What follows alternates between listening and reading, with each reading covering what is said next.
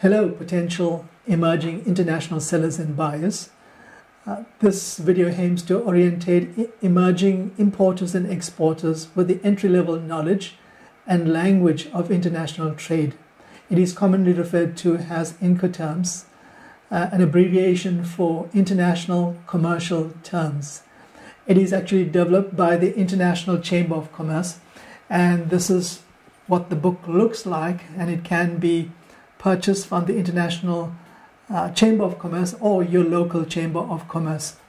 It is revised every 10 years, and the most recent revision that we have is Incoterms 2020. It is absolutely critical for you as an emerging seller or a buyer, importer or exporter, to orientate yourself to Incoterms 2020 because there's a lot that it involves managing your risk, managing your costs, and your understanding your responsibilities. If you had to buy a book from a local store, you would go to a local store, find it on the shelf, pick it up, come to the cashier, pay for it, and you'd know what the price you paid. In international trade, it's a little bit different. You know somebody that's got this book, you have to place an order, and then you have to kind of tell your supplier how it should be shipped. Because if you tell your supplier, print the books, keep it with you, you'll arrange for somebody to fetch, or does the supplier then have to get involved in delivering the goods to an airport, to a port, or even making sure that the goods arrive in South Africa, and then thereafter you take control of the import formalities to bring the cargo up to your door? And so there's a lot more costs and risk that are involved in international trade. And so what Incoterms does, it kind of tells you, explains where the seller's risk end, where your risk starts, where the seller's cost end, and where your costs start. So in international trade, the key contract is your sales contract. And it is the sales contract which in turn dictates the contract of payment, the contract of carriage, and the contract of insurance. And Incoterms is not a contract of sale. It is just part of a contract of sale. And so it's important for you to understand what Incoterms is and how to apply Incoterms correctly to your transaction. So according to Incoterms 2020, there are 11 Incoterm rules. 7 of them are for multimodal transport, and 4 of them are solely for bulk and breakbulk cargo, and that is for sea freight. Now, the 7 rules for multimodal transport, that means road, air, sea, rail. The first one is called X-Works. The second one is called Free Carrier. The third one is called Carriage Paid To. The fourth one is Carriage and Insurance Paid To. The fifth is Delivered to at a place. The sixth is Delivered at a place unloaded. And the seventh one is Delivered Duty Paid. The 4 rules for bulk and breakbulk, that means cargo that's not in a container and that is moving on a ship. The first one is called Free Alongside Ship. The second one is called Free On Board. The third one is called Cost and Freight. And the fourth one is called Cost, Insurance and Freight. Now, Incoterms 2020 can be used for domestic and international trade. And again, as I said to you in the beginning, it describes your obligation, the seller and the buyer's obligation. It describes the risk between the seller and the buyer, and it describes the costs between the seller and the buyer. Now, one of the things that's important for you to understand that Incoterms does not deal with the sale of contract. It is part of the contract of sale. Incoterms says nothing about the goods or the specifications of the goods. Incoterms says nothing about the price that you're going to pay. Incoterms says nothing about the method of payment. Incoterms says nothing about the terms of the payment. Incoterms says nothing about currencies. Incoterms says nothing about breach of contract of sale. Incoterms says nothing about consequences of delay or breaches. It says nothing about the effect of sanctions. It says nothing about tariffs. It says nothing about imports and export prohibition. It says nothing about force majeure. It says nothing about intellectual property rights. It says nothing about dispute resolution. It says nothing about transfer of ownership. All the above that I listed has to be covered in your contract of sale. Now, Incoterms does not bind any of the players in international trade. It doesn't bind the carrier, it doesn't bind the insurer, it does not bind, or it's not binding even on the banks. But if you have to apply Incoterms, you've got to apply it correctly, and that in terms of, even you've got to be specific in terms of your geographical location, so that there is no confusion or doubt as to where you're going to deliver the goods. For example, if you said, if you're a seller and if you're selling FCA, Free Carrier Durban, Durban could be anywhere. It could be as far as Pinetown, it could be Hammersdale, it could be Torty, it could be Phoenix. You know, it's a wide range of area. So if you really want to get Incoterms right, you've got to be specific. And if you are shipping an FCL container where you're going to deliver that container to the terminal, like Durban Container Terminal or Pier 1, Pier 2, that's what it's called, then the correct way to describe your Incoterms would be FCA Durban Container Terminal Incoterms 2020, because that's the rule that you're using, and you're not using Incoterms 2010. And so if there's a dispute, then you know exactly which version of the Incoterms you used, and precisely where you deliver the goods to, and where the risk had passed over from you, the seller, to the buyer. It's also possible to add additional words to Incoterms. For example, if you were buying DDP and you don't want to cover the VAT, so you could state DDP VAT unpaid. In other words, the buyer is responsible to pay the VAT. Or the X works basically means that you the seller, you're not responsible for loading the vehicle. But you know, quite often when a truck comes to your premises, the truck doesn't come with a forklift, and you, out of the goodness of your heart, you would load the truck. And because you load the truck, therefore, you can state that X works loaded. It means that you take responsibility for the loading. So those are the extra words you can add to actually try to eliminate any ambiguity in the use of Incoterms. Now, the order within Incoterms 2020 rules are as follows. Each Incoterms describes what are the obligations between the seller and the buyer, where delivery takes place, where transfer of risk takes place, who's responsible to procure carriage, and in some instances insurance, what is the type of documents that would be required for that particular mode of transport, who's responsible for export clearance, transit clearance, import customs clearance, who's responsible for checking the cargo, that's quality, packing and marking the goods. In all of the Incoterms, that is the seller's responsibility. Allocation of costs. Where does the seller's cost end? Where does the buyer's cost start? And what type of notices must be given by the seller to the buyer, or from the buyer, what notices must be given to the seller so that the seller can deliver on the date that the goods are expected, or what type of help does the buyer need from the seller.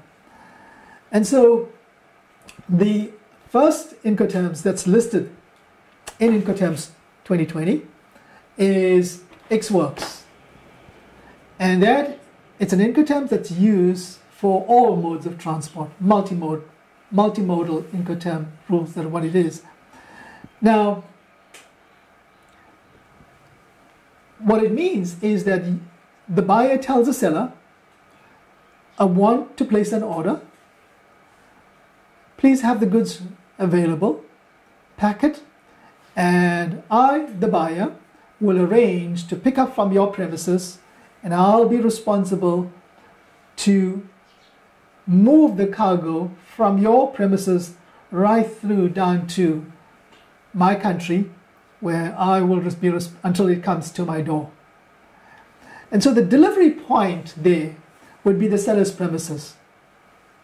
That's where the seller has his goods available. That's where the buyer has to come and fetch his goods. That's the place where the seller's cost ends, the seller's logistics cost ends. That's the place where the buyer's logistic cost starts. That's the point or place where the risk gets transferred from the seller to the buyer. And you know that risk has to be managed by somebody taking insurance, right? So the next Incoterms is FCA, and that's free carrier. Again, it's a multimodal Incoterms rule. So the buyer says to the seller, I'm placing the order, but I want you to have the order delivered to a certain place in your country, in the country of export. And so that certain place in the country of export, in the case of sea freight, could be the terminal. In South Africa, we call it the stack. It could be a depot, the likes of an SACD. Or it could be, in the case of air freight, you could be delivering to a ground handling agent or an airline agent, or right to the terminal, the airline terminal. On the case of road freight, you can be delivering to the transporter's warehouse, and in the case of rail freight, you could be delivering to a rail station. So the delivery point, therefore, would be wherever you're delivering the goods to. The cost at that point is for the seller. Between the seller's premises and that point, all costs are for the seller. And obviously, the seller will pay for those costs and then include that in his invoice to the buyer. At the point of the delivery, thereafter, all costs, logistics costs, is for the account of the buyer. Now, risk, when the seller delivers the goods to the terminal, the stack, as we call it in South Africa, or to a depot, or in the case of air freight, to a depot or terminal, the risk transfers from the seller to the buyer at that point. That's the point where the risk is transferred. It is from that point onwards, the buyer is going to manage his risk, and the seller is going to manage his risk. Because anything that happens within those areas where the risk is transferred, then somebody is going to be responsible in managing the risk by either getting insurance or something like that. Now, the next Incoterms is CPT. It's a multimodal Incoterm rule. That means it can be used for any mode of transport, all four of them. Now, the difference here is this. The delivery point, again, for the seller, for sea freight, it will be a terminal, or what we call a stack, or a depot. In the case of air freight, either to an airline terminal or to a depot. So that's, again, exactly like FCA, that's your delivery point. But the costs will be up to shipping the goods to another country. In other words, the seller is responsible for the following: inland transport from the time it leaves his premises to the time it gets to a depot or terminal, export formalities, all loading costs on board the vessel, on board the aircraft, pay for the freight up to a foreign country, and from that point onwards, it will be the buyer that will take responsibility for the costs.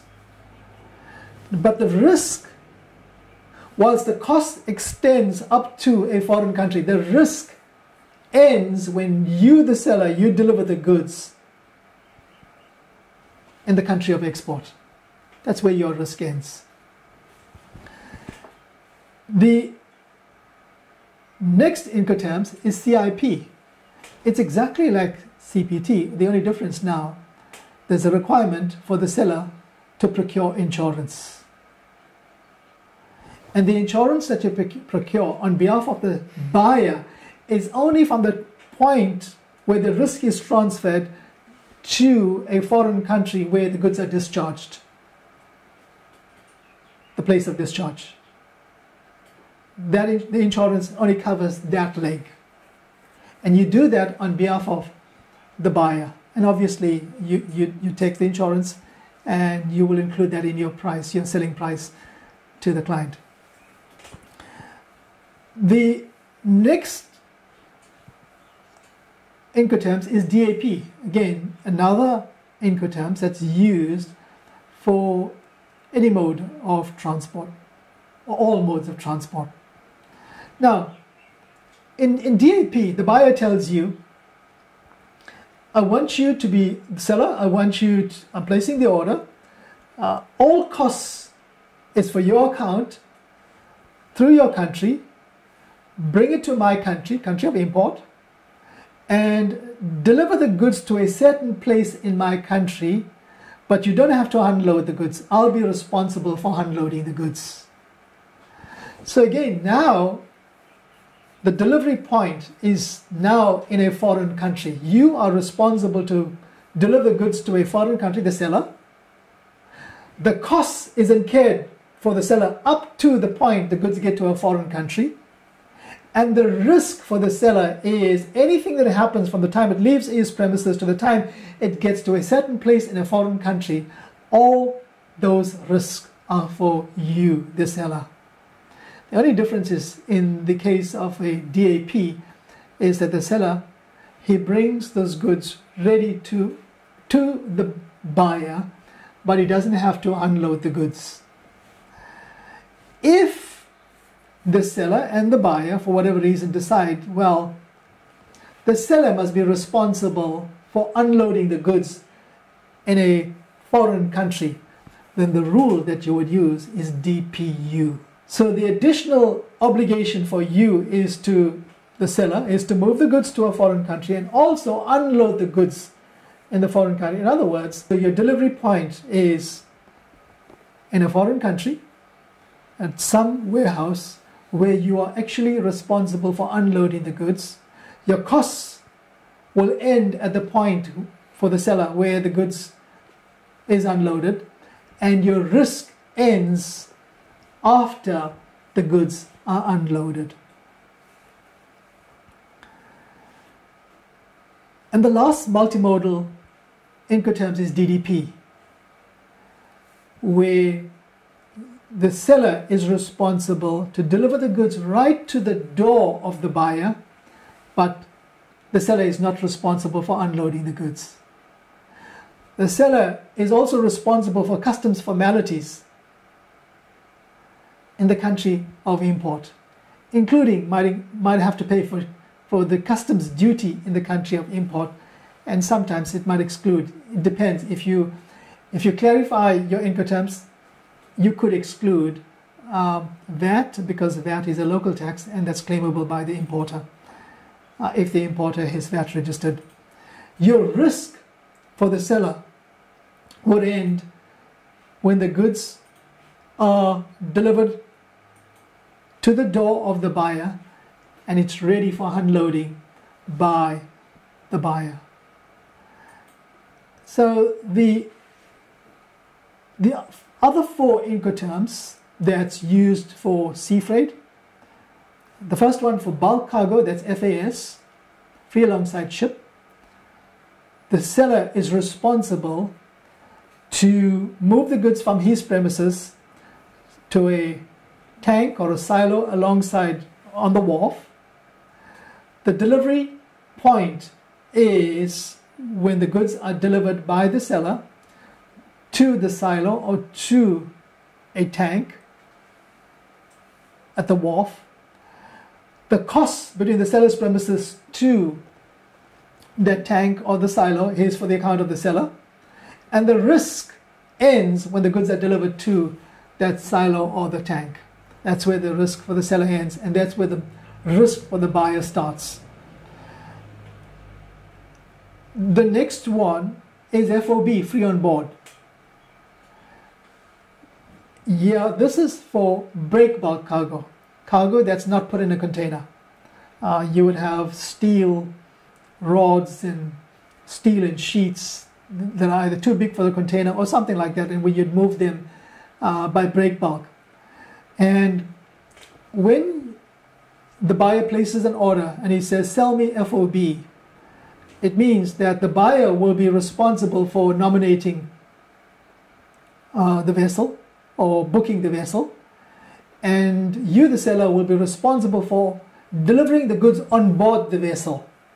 So your risk ends when the goods are delivered on board the vessel, you're the seller, and from that point the buyer's risk will start.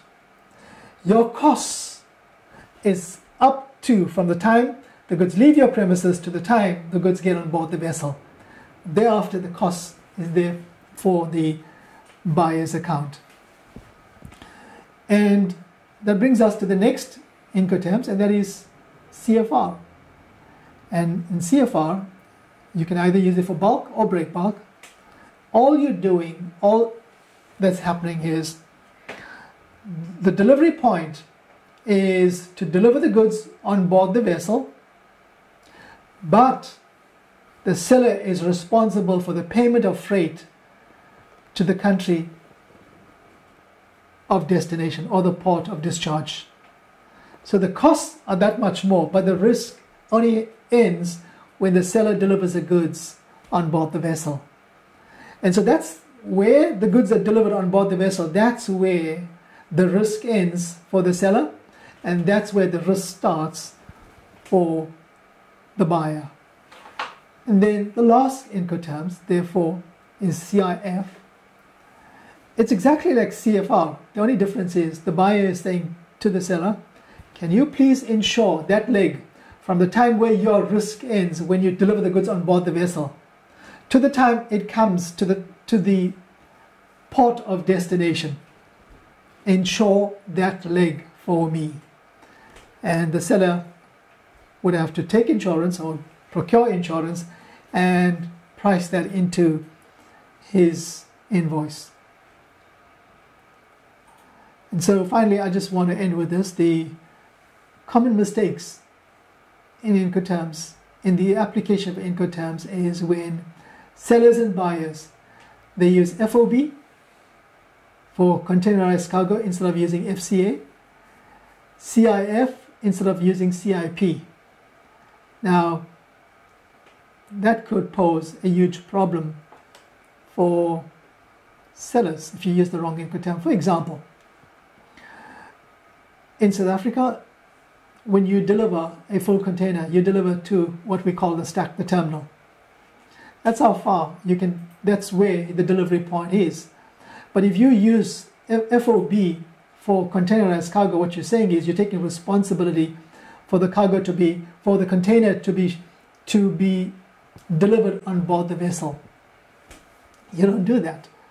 Because if you do that, and there is a freak storm that we had 2-3 years ago, and you took responsibility for the goods to be delivered on board the vessel, and if that container and you had sugar or something in it, he was caught in the freak storm, the damages to the cargo would be your responsibility as a seller. But if you said FCA, what you're doing is you're saying that's where my risk ends when I deliver the goods to the terminal, and from that point onwards the risk shifts to the buyer. If there's a damage between the stack and the vessel, it should be the buyer's responsibility and not the seller.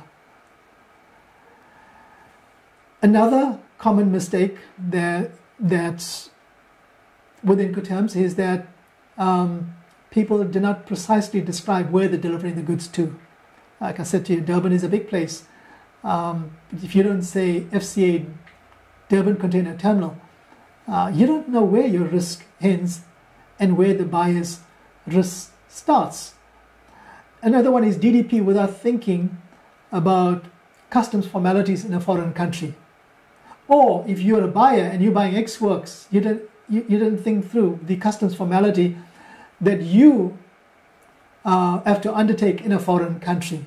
And so those are some of the things, and this is just a short video to orientate emerging sellers and buyers, international sellers and buyers, international emerging importers and exporters, and there's much more to this, and I hope there's some value in this. Thank you.